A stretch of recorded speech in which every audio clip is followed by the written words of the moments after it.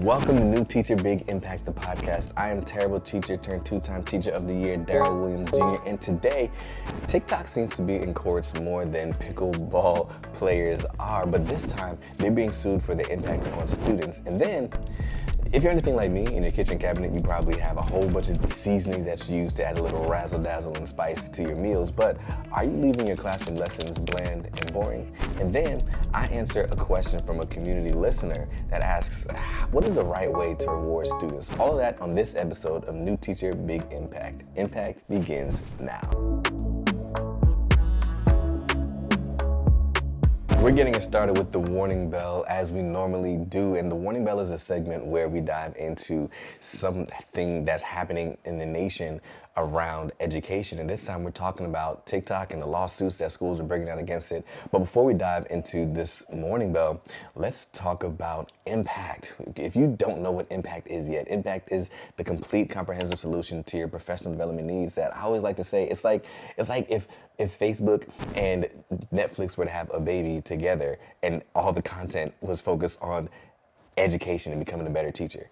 The whole purpose of impact is helping you to become the teacher you've always wanted to be and make the impact you've wanted to make. You can stream courses and trainings so that you can learn, but you can also have community support where you can talk to other people and teachers from around the world about how to support you on your educational journey. And all of that is wrapped up in a nice little bow that we call impact, that you can get started with access to for just $13 a month. Super excited to announce that and release that for you.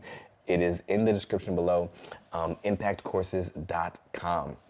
So this warning bell is super interesting to me. I'm just gonna read it here on my phone, you know how I do. So 13 states and the District of Columbia are suing TikTok, saying that the algorithm is too strong and that what it's doing is it's becoming addictive to students, right? So basically what they're saying is that because the algorithm is so strong and understands what students want to see or what people want to see, I'm sure you're familiar with some of these social media apps, Instagram, TikTok, right? That, you know, when you scroll, it's always engaging, it's always interesting, and it's learning based off of your, the way that you operate on the platform, what content to put in front of you. I know for me, sometimes what I have to do is I give myself like a time limit where I say, okay, I'm just gonna be on TikTok for 10 minutes, for 15 minutes, for whatever it is, because I have that self-control that once that time is up, I'll just peel myself away and go do something else. But what the lawsuit is saying is kids are not gonna have that self-control. And with such a strong algorithm, kids are being locked in and they're sucked into their devices and they won't be able to detach. And if you know anything about TikTok too, so even when you try to exit the app, it'll just bring you back to a new engaging video. And sometimes it hooks you to stay just a couple of minutes longer. So lawmakers are saying that this is not good for students. And if you're wondering, this is not the first time that an algorithm has been sued, right? So even as recently as last year, Meta was sued by 41 states, right? Meta is who supports Instagram and Facebook. So they were sued by 41 states for their algorithm. And even as early as this year, California has already passed legislation this year that forces parents to consent for algorithmic feeds on minors' social media accounts, right? So this is not new. This is not the first time that a big company like this or that an algorithm is being sued, but it is seemingly the first time that is being sued by school districts, which is super interesting. So the reason why school districts are suing them is it's not funny, but just as you can think about it, right? We're thinking, we know that has a negative effect on students because they're just locked into their screens. They're spending so much time on screens. They're just, their attention spans are getting shorter. So I was thinking that this is why the schools are bringing it to the lawsuit attention, because they're looking out in the best interest of students. But watch this. The reason why the school districts, or these states, I should say, I'm sorry, the reason why these states are suing TikTok, it all goes back to money. I'm gonna say it again, say it with me, it always goes back to money. The states are saying that schools are spending too much money as a result of students' addiction to TikTok. So they're saying because students are addicted to TikTok and they're seeing these things like beauty filters and they have an overinflated sense of what beautiful is, and now they're starting to feel inadequate and they start to feel low self-esteem, that now the school has to employ more mental health specialists and counselors to help support those students that are going through depression and low self-esteem because of what they're seeing on social media.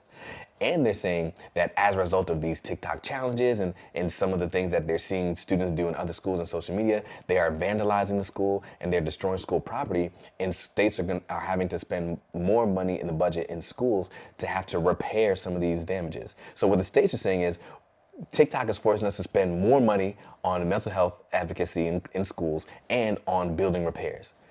It's not necessarily saying that it's harming the kids, which is what, as teachers, which is what we would hope that the lawsuit would say. But what the state is coming from, no, it's causing us to spend more money because we have to pay for mental health specialists and to repair the damages in the school. So that's why the lawsuit is being brought about it. But I think as educators, we understand that the damages that are done to the child or to the students that are engaged and addicted, if you would, to these social media apps is more damaging than just, some building vandalism or, having to replace a couple of doorknobs here and there.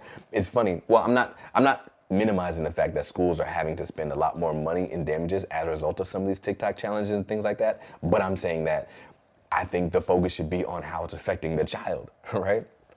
And it's interesting.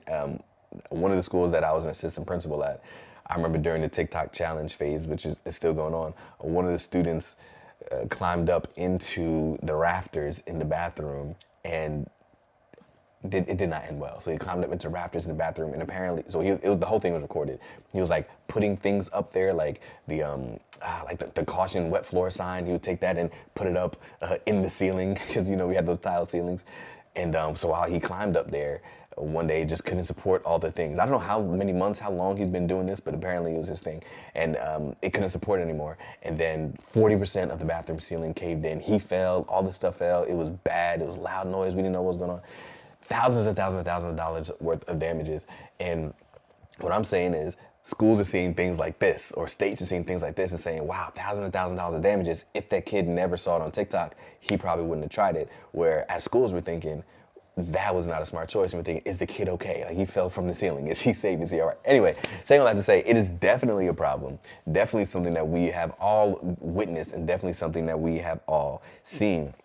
So TikTok actually had a response, and they responded by saying that, well, we actually put safeguards in place. Students or children that are under the age of 13 shouldn't even be on TikTok because we have licensing in place that says, or authorization in place that asks if you are over 13 before you can set up an app, which means you have to put in your birth date and you have to tell us you're over 13. It's not our fault if they are lying to us and saying that they are over the age of 13. And I think this is interesting because we know the truth. Like, we know how easy it is to say that your birthday is in 1992 or your birthday is 1985 when in actuality you're 9 years old, right? So TikTok is saying, well, we're putting these things in place. It's not our fault if they are finding ways around these parameters. I know even myself, when I was teaching 6th grade math, I wanted my students to use Khan Academy. And at that time, for Khan Academy to have an account, you had to be 13 years old or older. So don't cancel me. Don't get mad at me. But I told my students, just use your actual birthday, just put it 2 years above where you are. Because my students were like 11, 12. I'm like, just put that you're 13 so that we can get on Khan Academy and get this practice done. So it is something that people are accustomed to doing. Like, they'll just change their age. So anyway, that's TikTok's response. They said, listen, we're already putting things in place, so it's not our fault if it's coming into your schools. So here's my reaction.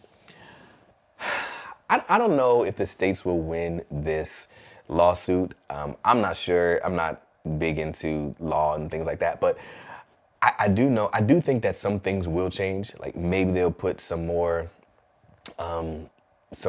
emphasis on how students could get in. You know how sometimes we have two-factor authentication, like you have to put in your password and then they send you a text message.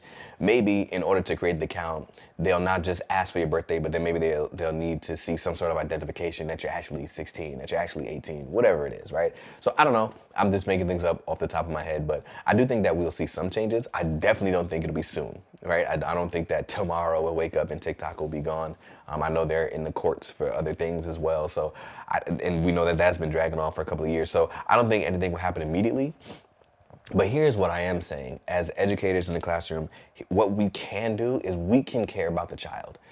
We can see that the fact that people are bringing out how powerful and how strong these algorithms are and how addictive they can be, that should help us to look out for the well-being of our students. So some of the things that we can do, man, the first thing that came to my mind is maybe we can do challenges that force digital wellness. Like maybe we can have we can give prizes to those who spend less than X amount of time on their social media apps, right? You know, because you can find the digital well-being in your phone, whether it's Apple, whether it's Android. You can see how much time spent on apps. So maybe at the end of the week they have to submit their screenshots to show, oh, I only was on TikTok for less than an hour this week. I don't know. I'm just making things up, but perhaps we understand that it is an issue. They're seeing these beautiful beauty filters that's making them think that, this is what it looks like to be beautiful, and since I don't look like this, I'm not beautiful, and now that's hurting their self-esteem. So let's talk about and remind them how beautiful they are. Like just the way they are, the way that they were made to be is how special and how amazing they are. They don't have to look like these false, these fake images of what a beauty is, but beauty is on the inside, and beauty is how you live your life, and beauty is your character, and you are beautiful, you are amazing.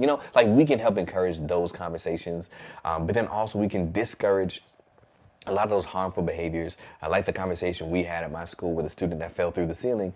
Like, we're doing things for likes, you're doing things for TikTok, but you could have seriously hurt and injured yourself.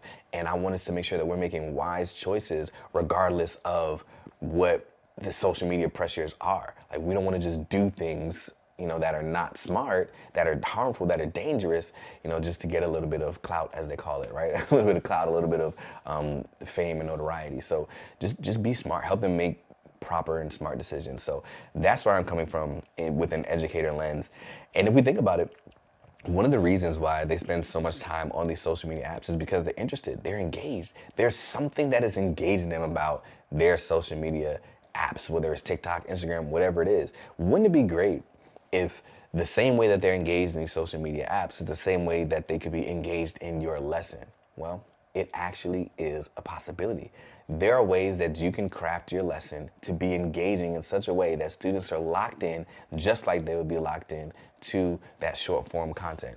And that is actually what we're gonna uncover in the next segment, the Teacher Toolbox. In today's Teacher Toolbox, I'm gonna show you how you can add some spice and some seasoning and some razzle dazzle to your lessons to make them more engaging so that students actually receive and retain the information that leads to transformation. So we're diving into the Teacher Toolbox right after this. Never underestimate your teaching. There's 1% that sets you apart from everybody else. And that 1% is how you're gonna make your impact. He was exciting, funny. He is just real. This was like monumental. If you view your 1% as if it's a deficiency, you'll operate as if it is. But if you view your 1% as if it's your amazing, you'll operate with confidence. And I need some more people as we step into this next school year to walk confidently knowing that your differences are not your deficiencies. Your differences are not your drawbacks. Your differences are not your downfalls. But when you let your differences live, that's when you can make a difference in students' lives.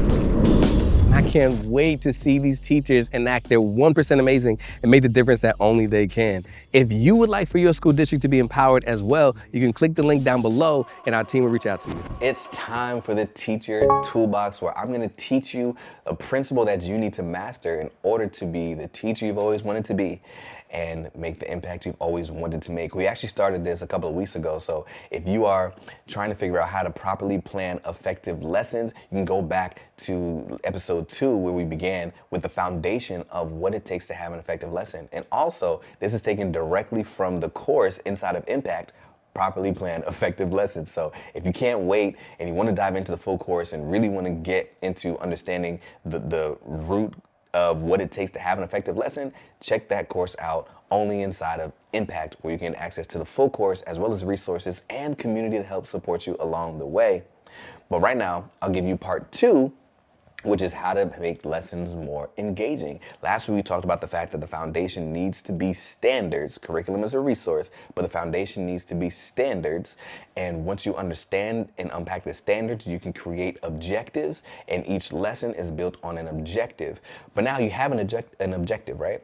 You have the objective, but how do we bring it to life? How do we deliver it in such a way that students receive and retain the information? You can add your own spice and razzle dazzle. That's my fourth. That's my fourth time or third time saying razzle dazzle on the call. That was my fourth time. So I feel like we should add a ding every time I say razzle dazzle. Maybe I don't know. I don't know if the editor is gonna catch that, but when I say razzle dazzle, you should get a little ding, like razzle dazzle. All right, but in order to add a little bit of razzle dazzle to your lessons, you want to think about the fact that not all lessons are created equal, just like not all dishes are created equal. You've probably heard me say before, I'm not a foodie, but I like food, right? I do like to eat. I do enjoy when I have to eat that what I eat is tasty and delicious. And one of my favorite things to eat is macaroni and cheese. And the reason why I always bring macaroni and cheese up as an example is because there are so many different ways to make macaroni and cheese. My mom makes it a way, I make it a different type of way. Some people might argue that my way is better than my mom's. I would never say that to her. So if she ever hears that, it came from one of y'all, because I would never say that. But my school makes it one type of way, restaurants make it one type of way, and even restaurants are different. You know, the way that Chick-fil-A makes its macaroni and cheese is different than Nana's Soul Food Kitchen, which is different than, the Chili's. Like, there's so many different ways to make macaroni and cheese. But when you really think about it and look at the ingredients, they're not that much different. There's macaroni, there's cheese, right? Now, of course, yes, you got your salt, your pepper, you got your milk, maybe your eggs, right? Of course, there's different, some more things, but at its core, the majority of the ingredients are the same. The dish is basically the same, but for some reason, Kraft macaroni and cheese is just gonna be a little bit different than the way that my grandma makes it. It's just different. So what makes it different? Some you would consider better, some maybe you would consider worse, but what I would just like to say is they're all different, and what makes it different is the way that it is prepared. And the same thing can be said about your lessons. The objectives that are being taught across the nation could be the same. The standards are definitely the same, right? But the objectives that you come away with could be the same as another teacher on your hallway. They could be the same as another teacher across the school district. It could be the same objectives, but the way that you bring your spice and your razzle dazzle, the way that you add to it, is going to be different than somebody else. And that is not something that needs to be hidden. That's something that needs to be highlighted. How you can add to it so that you can make the impact that you were called to make. So what I would like to do is give you some of the ways that you can interject your own uniqueness into the lessons so that they can be highly engaging regardless of the objective that you are teaching. And I'll give you some of them as well as some of the things to look out for as you're going through them, even if you are tied to a curriculum or they said you need to use this curriculum with fidelity, or if you have no curriculum at all and everybody in between. Here's how you can make sure that each lesson is engaging. And these are just some of the tips. There's actually another course on impact that's called 10 short form strategies for long time engagement. And basically the principle there is we unpacked short form content like TikTok and Instagram and things like that, and understood the 10 things that make that type of content go viral and how to incorporate those 10 things into our lessons. That's a super, super highly requested and super highly viewed course on impact. It's in the engagement principle, so check that out. But here are 5 engagement techniques that you can use in every lesson to make sure that you can bring it to life and be engaging, whether you have to I don't know how to say remain. I always want to say remain fidel. That's not how it goes, but whether you have to use a curriculum with fidelity or if you don't have a curriculum at all. And the first thing that you want to make sure that you do is have a strong hook. Have a strong hook. That's number one. Because what a strong hook does is it makes it interests the students in whatever it is that you are about to say. I like to think about a strong hook like a thumbnail. If you're thinking about YouTube, when you type something in that you're searching for, and as you scroll, the first thing that catches your eye is the thumbnail of each video. So when you see the thumbnail, it stops the scroll. And after you see the thumbnail, you read the thumbnail, see what's going on, then your eyes go over to the title, because what happens as a YouTuber, one of the things I've learned is that the thumbnail should stop the scroll, right? The thumbnail should cause curiosity. And then the title should make a promise that the video then delivers on. So that's the 3 phases of how I'm giving you the inside scoop, right? This is how we work.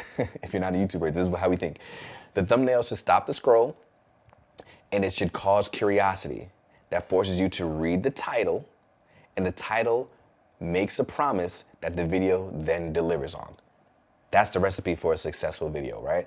Those three things need to be in alignment. So when I'm saying with your lesson, your thumbnail is like the engaging hook that you should start with. There needs to be something that you're doing at the beginning of the lesson that forces students to stop the scroll or to pique their interest, that makes them say, what is it that we're getting into today? That you then get into, and it causes the curiosity that you then get into. And when you tell them the objective, that's the promise, then the lesson is delivering on that promise. Right? So your lesson is just like how I designed my YouTube videos. It's the same thing. So start with an engaging hook. And well, I'll get to that in a second. But start with an engaging hook. The thing to look out for on this one is that you don't want to take too much time. You don't want your hook to be 5, 10, 15 minutes where you're leading into the lesson and then you get into it, you lost interest. Again, a thumbnail is just something that is not even a video, it's a picture that just stops the scroll. It's just quick. It just piques your interest, piques the interest enough for them to say, cool, what is it that we're doing today? So maybe it's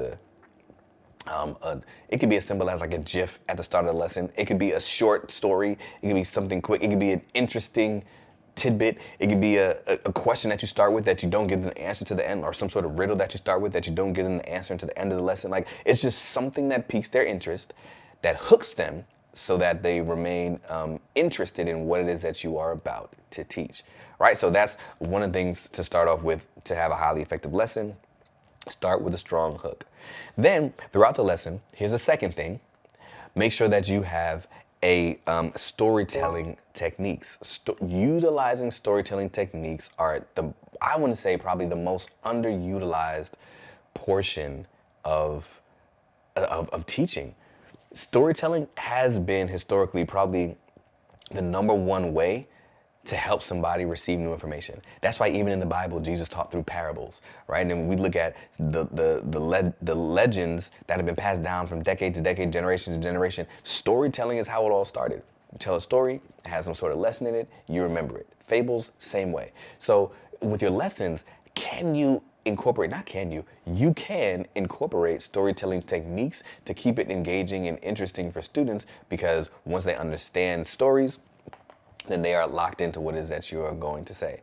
So what I was going to say earlier that I'm coming back to now is you can put the story and the hook together. So for example, watch this. I was telling my students a story one time about myself. I started class telling them about when I was their age, I was 13 years old, I had a paper route and I had an electric scooter.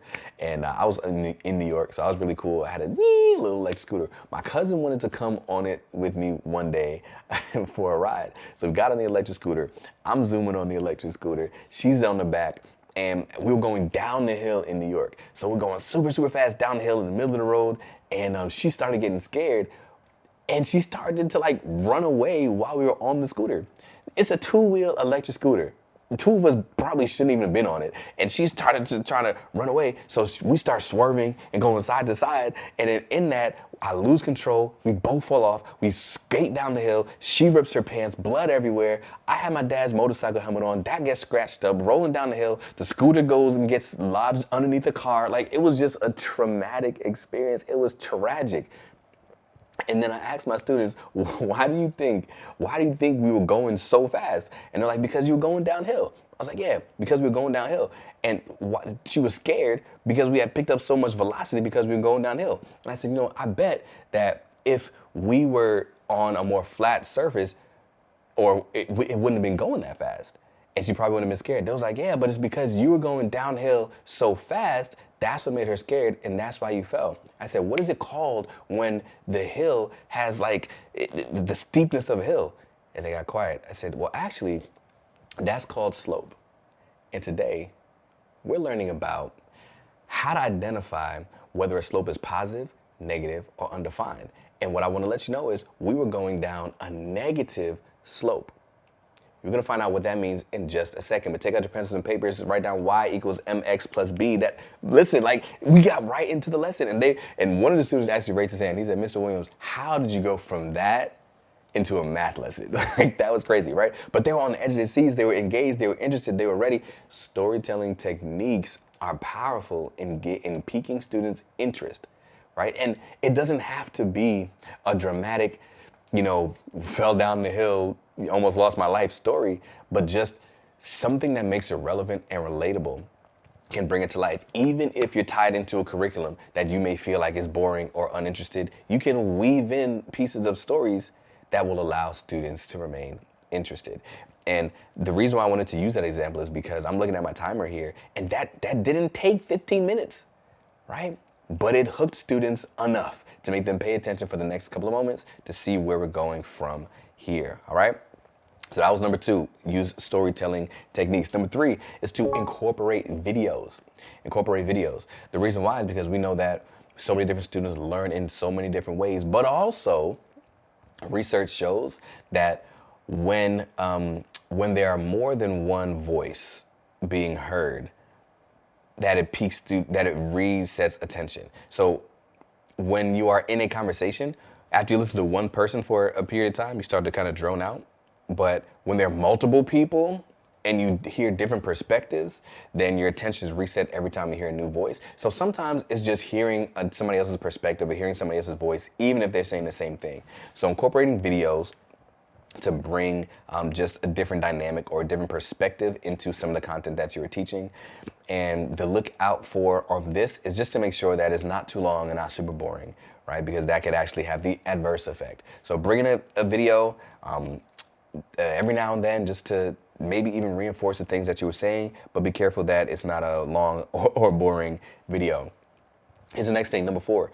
You can bring in games or other kinesthetic opportunities. Like, instead of just taking the discussion questions or reflection questions and putting them on the board and having them write the answers in their book, maybe you take those 3 questions and put them around the room and have them do a scavenger hunt to go answer, right?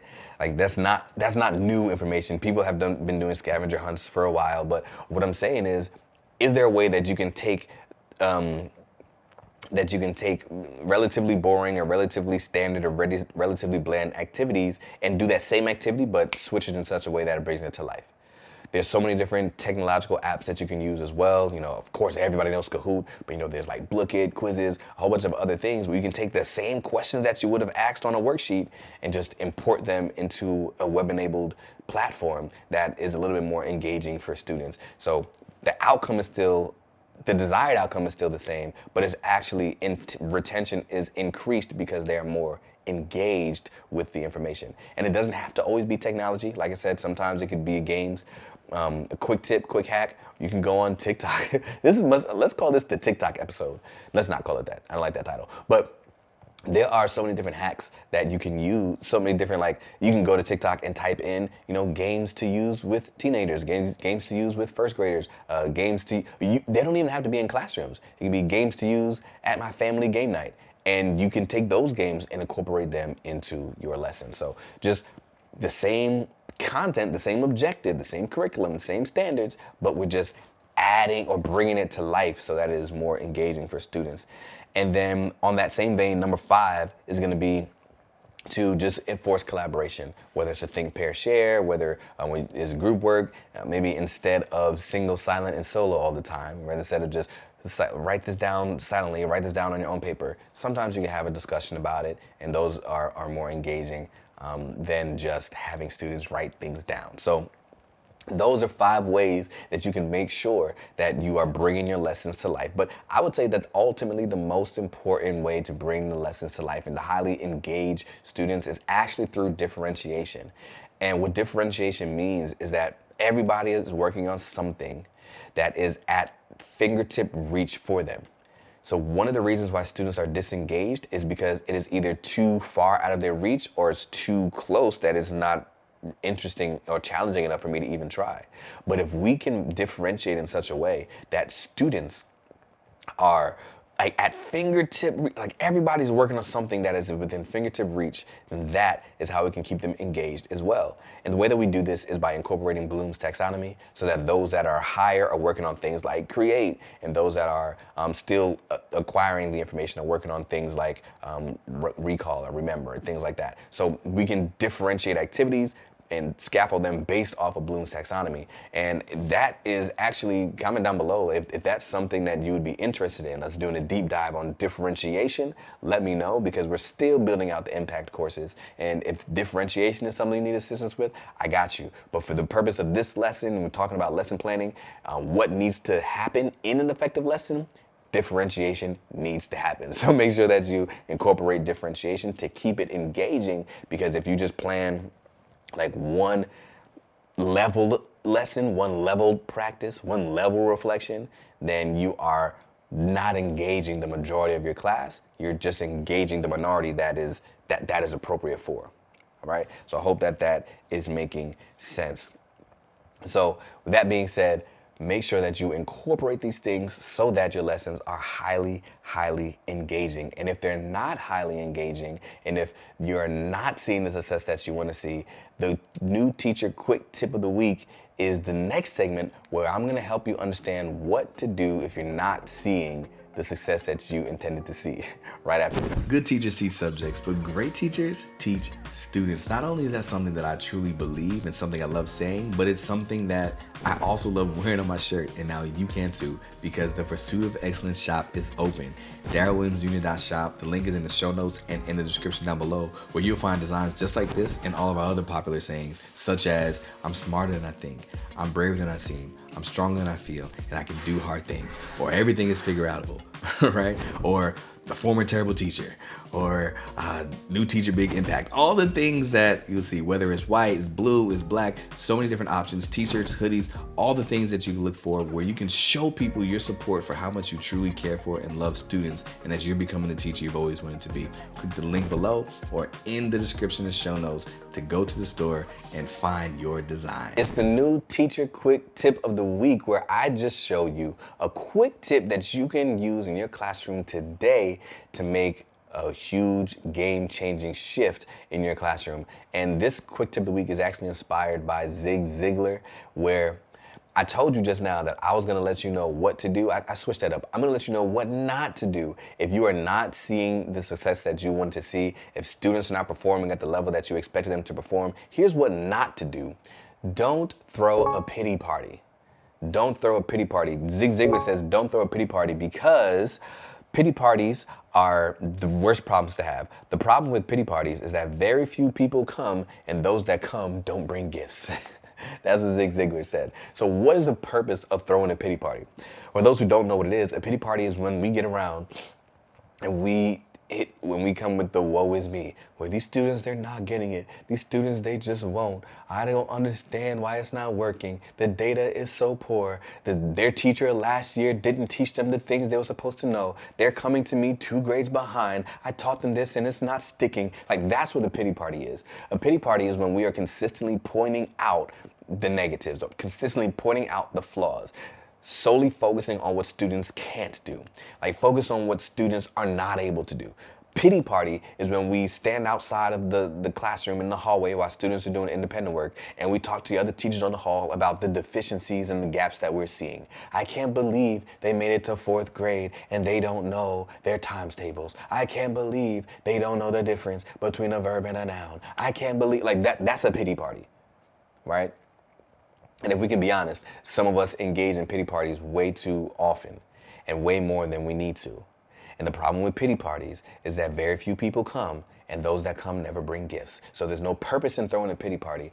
What we should do instead is highlight the things that they can do and focus on the positive. Why? Because where our focus goes, our energy flows. If we keep focusing on the negative, keep focusing on the fact that they can't, keep focusing on what they can't do, our energy is going to flow in that direction. Not in a good way. It's going to flow. It's just going to keep believing in having a deficit mindset. Just keep believing that we can't. And I've heard so many times that whether you believe you can or you believe you can't, you are right. So if we just keep saying and keep focusing on the fact that students can't, then our energy is going to be in the can't section. And we're going to keep growing the belief that we can't and that they can't. But what to do instead is to highlight the things that they can't do, because it is important that we understand the things that they can't do, but quickly switch to solution conversations. quickly switch to solution-based actions, because when we focus on the solution, again, where our energy, when our focus goes, our energy flows. When we start focusing on the solution, our energy is going to be now supporting us finding that solution for students. So yes, they're in 4th grade and they don't know their times tables yet. Cool, we've identified that. What's the solution? Maybe we can start each math class with a 60-second blitz of how to these single digit timetables. And after you master single digit, you move to double digit. I don't know. I'm making things up off the top of my head. But what I'm saying is now my energy is flowing towards a solution. That wasn't a solution for you? Okay, cool. Maybe instead we can do, you see what I'm saying? When you consistently talk about the things that students can't do, you know that there are people in the building that do that, right? You know, and you may be one of them, hopefully not, but you may be one that consistently talks about the things that students can't do. If so, that's where your energy is going to go. You're gonna focus on, oh, I knew they wouldn't be able to do it. You're gonna give them a worksheet and you're gonna give them practice, or hopefully not after what we heard a couple of minutes ago. We're gonna make sure we have engaging lessons, but you're gonna give them the assignment and you're gonna say, I knew they couldn't do it, right? But if you focus on the solution, your energy is going to support what that solution is. You're gonna keep thinking of ways to bring that solution to life. So make sure that we're not throwing pity parties, all right? The new teacher quick tip of the week is this: focus on solutions. Highlight what it is students can't do, awesome, 100%, you need to do that. But then quickly switch to focusing on solutions, because where your focus goes, your energy flows. And I truly, honestly believe that you are smart enough, that you are brave enough, and that you are capable enough to find the solution for the things that the students lack. And it's not going to be as a result of throwing a pity party. It is going to be as a result of focusing on the solutions, all right? Focusing on the solutions. And as you start focusing on the solutions, you will see that students are going to begin performing better in class. And as students are performing better, then that means that they are going to be hitting their goals. And as students are hitting their goals, that means that they are going to need to get these rewards. So the question that we're gonna answer in our in the teacher lounge segment is, when we're rewarding, is it all or nothing? Let's unpack that and let's get into that in the next segment, Teachers Lounge, right after this. Question for you: what are you doing on Tuesday night? The answer could be learning the game-changing formula to take control of your career without waiting on administration, without feeling unsupported, and without spending a whole lot of money. You can join us for our free workshop where we are going to unpack the 3D Teacher Success Formula that's gonna teach you the one thing that you have to do to take control of your career and become the teacher you've always wanted to be and make the impact you've always wanted to make. It's right inside of your control.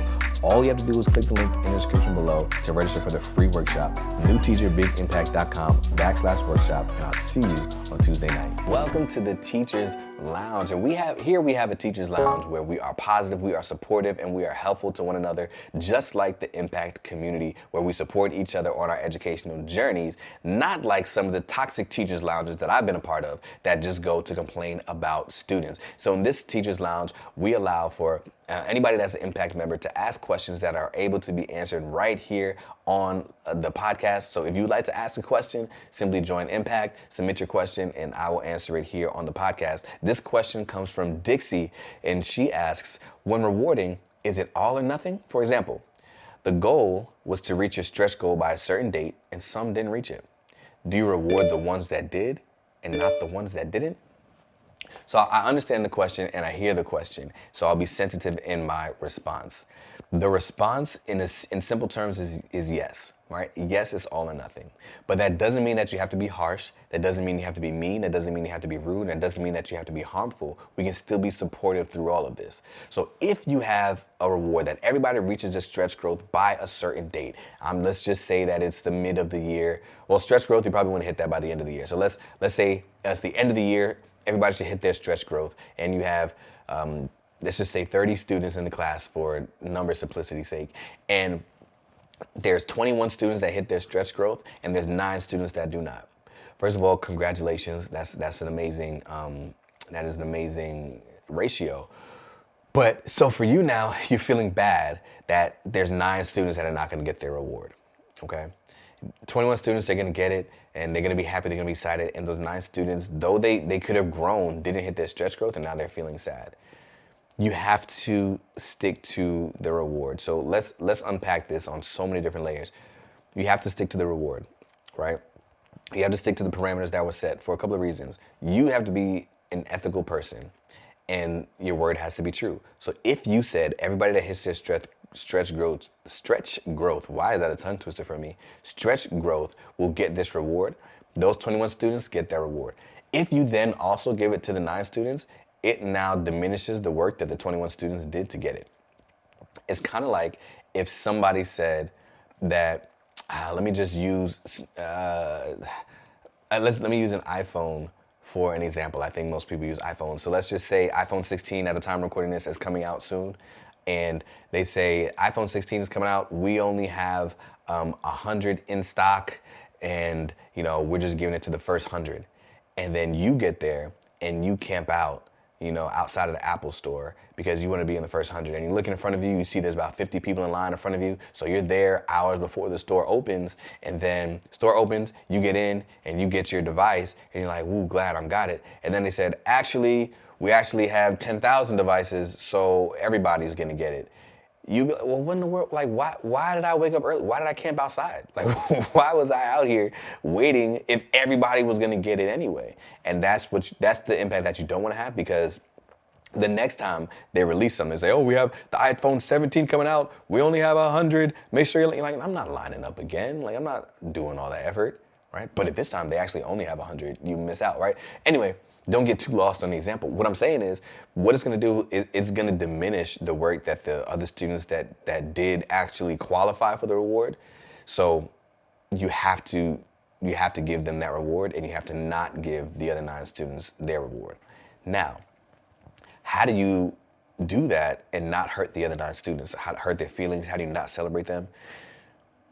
2 things that I would say here. First of all, the way that the reward system was set up doesn't have to be an all or nothing. So there could have been tiers saying that if you got your stretch growth, you get this reward. If you grew but didn't achieve stretch growth, you get this other reward. If you improved, then you get this reward. And if you didn't improve, then this, so there could be tiers, so that it's not necessarily the only people that get rewarded are those that hit the growth, but that everybody kind of has something that they're looking towards. And either way, somebody's probably not going to get a reward, right? Probably not. Somebody didn't grow, or somebody went the wrong direction, or somebody didn't achieve. So we can have conversations around what it looks like when you don't hit your goal. How do we reflect? What went well? What went wrong? What are we going to do next time? And we're going to do that with every student. The students that achieved, the 21 students, we're going to reflect what went well. How are we going to repeat the success? The 9 students, hey, what went well? What didn't work for us? What are we going to tweak so that next time we hit the goal? So we're still having these conversations and showing that I'm there for supporting you. And again, it comes from you as the teacher. You can say, "Listen, I know you worked so hard this year. I know you did the best you can, right? And I love that for you. And I see the growth, and I know that going forward, you are better because of it. You didn't get the reward this time, but that's okay. I know that if you keep on this path, you keep growing, you keep putting in this work, listen, you're going to make it. Even if it doesn't happen immediately, doesn't mean it won't happen eventually. You didn't get it this time, but this time is not the last time, right? Like, we can encourage and empower and inspire them to keep going as well. So to answer the question and to land the plane here, yes, you definitely do have to.